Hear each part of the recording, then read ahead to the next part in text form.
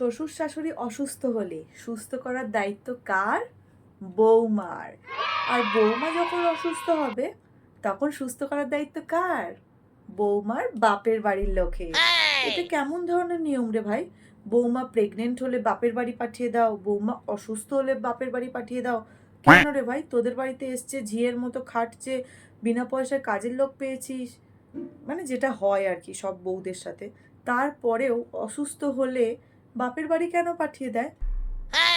তারা তো কিছু করেনি, তারা তো ছোট থেকে বড় করে ভালোভাবে মানুষ করেছিল। তোদের বাড়ি এসেই অসুস্থ হয়েছে, তোদের বাড়ি এসেই প্রেগনেন্ট হয়েছে, তাহলে বাপের বাড়ি কেন পাঠিয়ে দেয়?